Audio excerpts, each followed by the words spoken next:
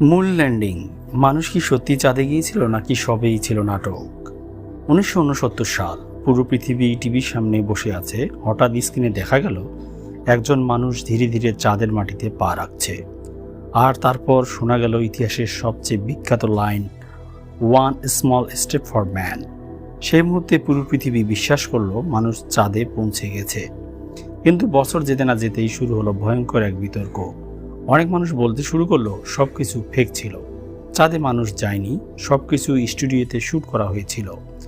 এখন প্রশ্ন হলো, সত্যি কি মানুষ চাঁদে গিয়েছিল নাকি পুরো পৃথিবীকে দেখানো হয়েছিল পৃথিবীর সবচেয়ে বড় নাটক? তো বন্ধুরা, আজকের ভিডিওতে আমরা জানবো মুন ল্যান্ডিং আসলে কি, অ্যাপোলো 11 মিশন কিভাবে হয়েছিল, মানুষ কেন এটাকে ফেক বলে, নাসা কি বলেছে, আর এমন কিছু রহস্য যেগুলো আজও মানুষকে ভাবিয়ে তোলে। চাঁদে যাওয়ার প্রতিযোগিতা।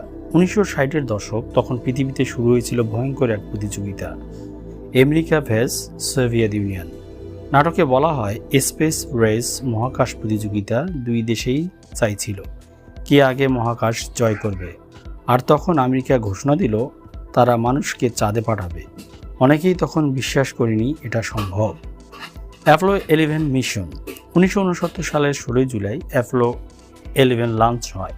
ক্রু ছিলেন নীল আর্মস্ট্রং, বাস অ্যালড্রিন এবং মাইকেল কলিন্স। 4 দিন পর লুরান মডিউল চাঁদে নামার যান চাঁদের মাটিতে নামে এবং নীল আর্মস্ট্রং ইতিহাস তৈরি করলো। তাহলে মানুষ সন্দেহ করলো কেন?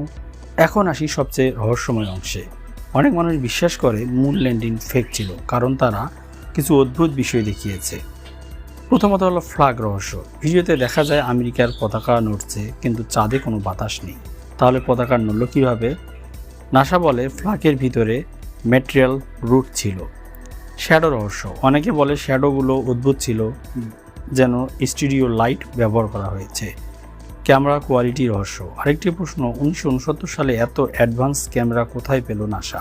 নাসা কি বলেছে এর উত্তরে? নাসা সব অভিযোগ অস্বীকার করেছে। তাদের মতে মানুষ সত্যিই চাঁদে গিয়েছিল, হাজার হাজার সায়েন্টিস্ট কাজ করেছিল, ফেক করা প্রায় অসম্ভব। নাসা আরও বলে আজও চাঁদের মিশনের চিহ্ন রয়েছে। কোল্ড ওয়ারের চাপ। অনেকে মনে করে আমেরিকা যে কোনোভাবে সোভিয়েত ইউনিয়নকে হারাতে চাইছিল, কারণ যদি তারা আগে চাঁদে যেতে না পারে তাহলে পুরো পৃথিবীর সামনে দুর্বল দেখাবে।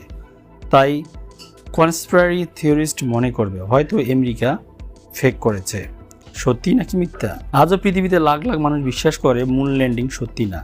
আবার লাখ লাখ মানুষ বলে এটা মানব ইতিহাসের সবচেয়ে বড় অ্যাচিভমেন্ট। কিন্তু একটা বিষয় নিশ্চিত, এই রহস্য আজও পুরো পৃথিবীকে বিভক্ত করে রেখেছে। পরিশেষে বলা যায়, এখন প্রশ্ন হলো, মানুষ কি সত্যি চাঁদে গিয়েছিল নাকি পুরো পৃথিবী দেখেছিল পৃথিবীর সবচেয়ে বড় নাটক? হয়তো সত্যটা কোথাও লুকিয়ে আছে, আর হয়তো আমরা আজও পুরো সত্যিটা জানি না। তো বন্ধুরা, ভিডিওটি ভালো লাগলে অবশ্যই লাইক, কমেন্ট, সাবস্ক্রাইব করে আমাদের সাথেই থাকবে।